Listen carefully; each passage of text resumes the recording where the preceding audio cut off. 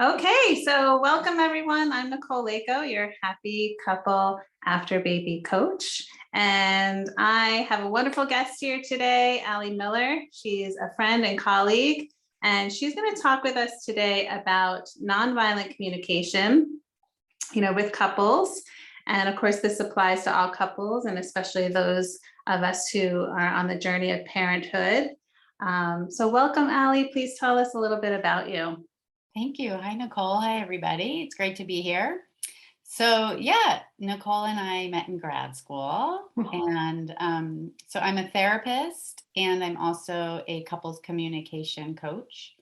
And the bulk of my communication coaching is based in nonviolent communication, which is the work of Marshall Rosenberg, which focuses on communicating from the heart and working through conflicts while staying connected with each other. I have a coaching practice over Zoom, and I have my therapy practice with clients in California. Wonderful. So can you share with us just a couple of basics, just, kind of skimming the surface a little bit of what nonviolent communication is and maybe how it's also helpful and effective? Sure. So it's, nonviolent communication, also sometimes referred to as compassionate communication or connected communication. I've been calling it heart-centered communication. It's a practice that is used for working through conflicts. It's a practice that's also used for deepening intimacy in relationships. It's basically a tool you can pick up if you want to get more connected with somebody. And there are three main skills. The skill of tuning into yourself and knowing what's going on inside you, like what are you feeling, what's important to you. And this is called self-empathy. And there's the skill of listening. So listening to the other person, what's important to them, what are they feeling, and this is the skill of empathy. And then there's the skill of expressing ourselves in a way that increases the likelihood that we're actually going to be heard. Mm-hmm. And this is the skill of self-expression. And so a lot of times when we are triggered or upset or distressed or overwhelmed, our default is to go to blaming, judging, criticizing, demanding, right? And this tends to create disconnection. So at the time when we most are needing connection, when we're most needing to be heard, most of us tend towards language that is alienating and creates this disconnect. So NVC is like, hey, when you're in distress, instead of blaming yourself or the other person, try this out. Try to say what you're observing. Try to say what you're feeling, what you're needing. Try to make a request. So these are the 4 steps: observation, feeling, need, request. Okay. So what the training is we train in so how to make an observation as opposed to an evaluation. We're so used to saying things like, well, you were being a jerk. Like, it's just a fact, you're being a jerk. And it's like, that's more an interpretation. So we learn how to be real, neutrally observant, Right. so that we don't alienate the person we're trying to communicate with before we've even, shared anything of substance. Right. And then you're making them defensive right away. Right. And that's the whole idea. It's like people might still get defensive, but this is going to decrease the likelihood that they're going to get defensive. And the reason we want people not to get defensive is so that they can actually hear us. This is a real aha moment for me in this training when a teacher was like, you're speaking most likely because you want to be heard. So maybe speak in a way that increases the likelihood that you'll be heard. Right. Instead, most of us speak when we're upset or angry, it's like the person just can't hear us. And it's not their fault that they can't hear us. It's very understandable why someone isn't going to be able to hear us if we're attacking them. Right. So this training helps us get heard, and it helps us listen. This is also really cool. It helps us listen to our partners even when they are doing the blaming or attacking, because we're all going to do it. Like it's just, no matter how much NVC training you have, sometimes you're going to blame and judge and criticize. Hopefully it goes down as you get this training. But like, if you're really steeped in this and you're intending to use NVC, even if somebody's like, you're a jerk, you suck, I hate you, you can listen for, okay, they have some strong feelings, they have some unmet needs. Can I hear through the judgment to their heart? Can I listen to what is underneath the judgment, to their vulnerable feelings and their needs? And the thing about needs is that they're universal. So any need my partner has, I also have. So like needs for connection, affection, belonging, to matter, purpose, fun, self-expression, freedom, like that, all the people share these needs. So that's kind of the gist. There are 3 key principles I just want to share. One is that going along with how we all have the same needs, is that the idea that what we're going for is that everybody's needs matter. So in a couple, if you're in conflict, what we're aiming for with the conflict resolution is like, how can we come up with strategies that really honor that both of our needs matter? So it's not like a win-lose, and it's not a lose-lose. Sometimes with compromise, it can end up feeling like lose-lose. It's more like win-win. It's like, okay, your needs matter, my needs matter. How can we find solutions that actually attend to all these needs?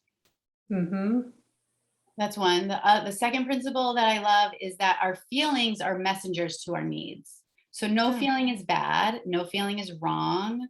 No feeling is even a problem. They're all just messengers letting us know I have needs. So if I'm feeling happy, it's a signal that I have some met needs. And if I'm feeling angry or jealous or disappointed or hurt, it's a signal that I have some unmet needs.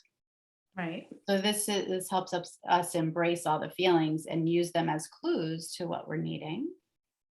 I like that, because then it's the just third principle that I love is that everything anybody says or does is an attempt to meet one or more of these universal human needs. So every action I take is an attempt to meet needs. Every action you take, Nicole, is an attempt to meet needs. Every action our partners take, even if we hate what they're doing, is an attempt to meet needs. So this starts to open the doors of compassion. Like, oh, you're doing that shitty, horrible thing that I can't stand to meet needs. Like, what needs might you be trying to meet? And then I get curious about that. Right. Let me think about that. Yeah. Right. Yeah. Right. So it moves us out of judgment and into compassion, that principle. Yeah. I love that. I mean, I was going to say with the second principle, that, we need to accept our feelings and the feelings of our partner, because they are messages. I love that idea that our feelings are messengers. And we have to accept that so that we can, connect. Right. Right. Yeah. Yeah. So that's great. So when we think about then with, especially with new parents or even toddlers who don't sleep well at night.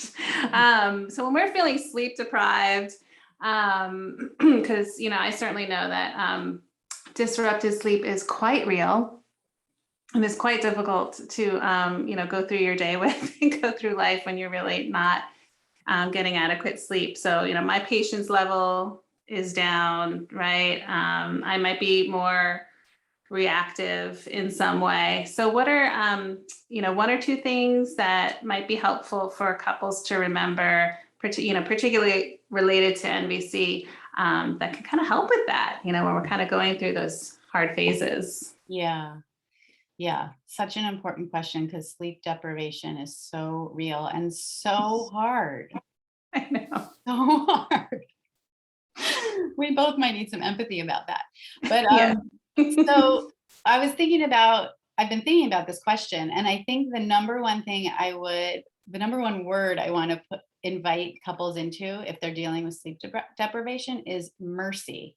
Like, because if both of you are sleep deprived, then both of you are, it's just, you can't function as well when you're sleep deprived. You're going to be more likely, like you said, to be impatient and testy and quick to react.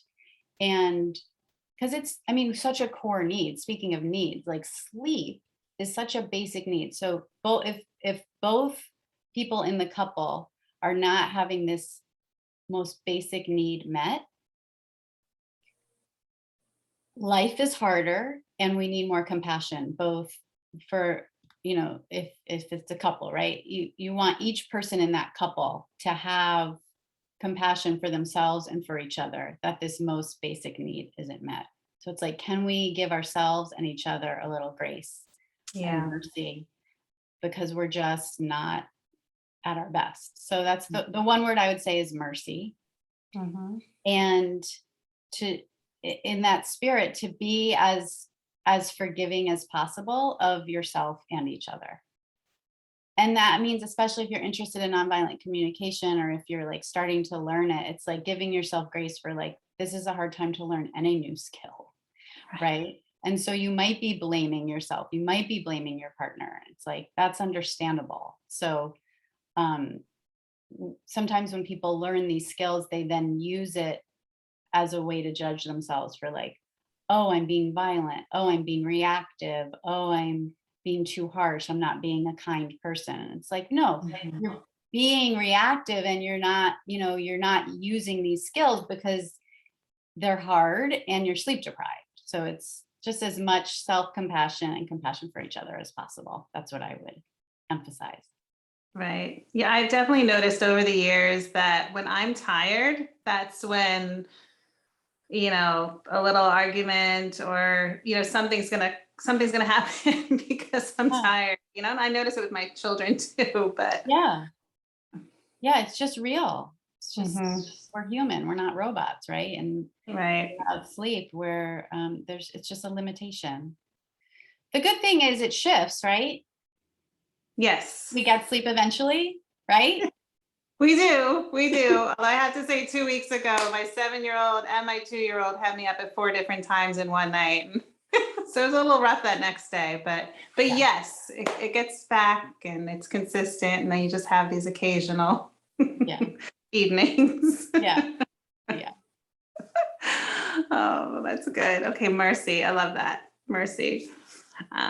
Okay. So finally, you know, when we have big and high conflicts with our partners, you know, then there's definitely more, you know, emotion and intensity involved. How do you recommend couples take a good break, you know, make it successful so they can come back and disagree more fairly and more productively? Yeah, right. Fairly and productively. Yeah.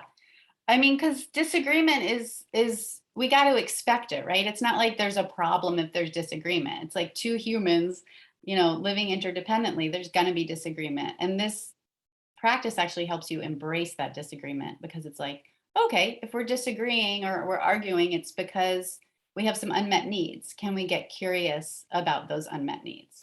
So the name of the game here is curiosity.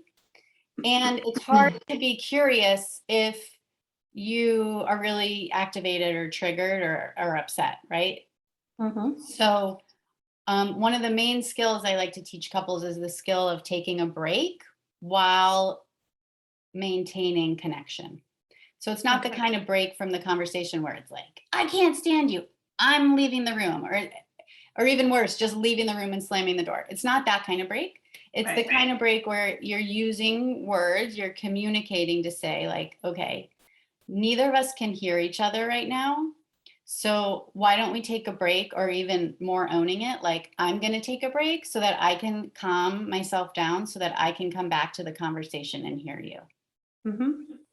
And then I like what the Gottmans recommend, which is don't take a break for longer than 20 minutes, because that can start to erode the connection. But if you're not ready in 20 minutes to actually listen, then just check in 20 minutes. And it can be just a check-in. Are we ready to listen to each other? Because the thing is, if nobody's able to listen, then nobody's going to get heard. So there's no point in talking. Right? Unless you're you get some needs met from fighting, which is fine. I've had relationships where I get some needs met by fighting. Right? Some couples experience, it can be exciting and energizing and connecting. So if you are wanting to fight, then do it. But if you're not wanting to fight, if no one can listen, then take a break. During that break, do something that soothes your nervous system so that you can get more grounded, get more calm. In NVC, we have the practice of self-empathy, like I mentioned earlier, where it's connecting with your own feelings and your needs. So one thing I'll do is I'll put my hand on my heart, I'll take some breaths, and I'll just say, what am I feeling? And we have these feelings lists that I give out where it helps you really connect with like the core emotions, not feelings like I'm feeling like he's a jerk, but feeling like, oh, I'm feeling sad. I'm feeling disheartened. I'm feeling discouraged. And then what am I needing? And this is the difference between needs and strategies. A strategy would be like, oh, I'm needing her to pick up after herself, right? That's not a need. What would picking up after herself give me that's important to me? Oh, I'm needing some consideration. I'm needing some support, right? These universal qualities that help make our lives better. Right. So self-empathy is what am I feeling? Connecting with that, what am I needing?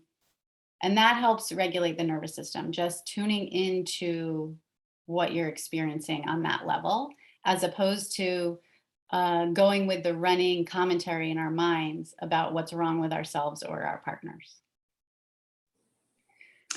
Yeah. I was just going to say, it's not an opportunity to, rethink your argument and what you're going to say next. Right. Right, exactly. That's such a good point, because that's how a lot of us might do it, right? Yeah, it's not about winning the argument. That's a different game, right? If you want to play win the argument, then that would be a different coach.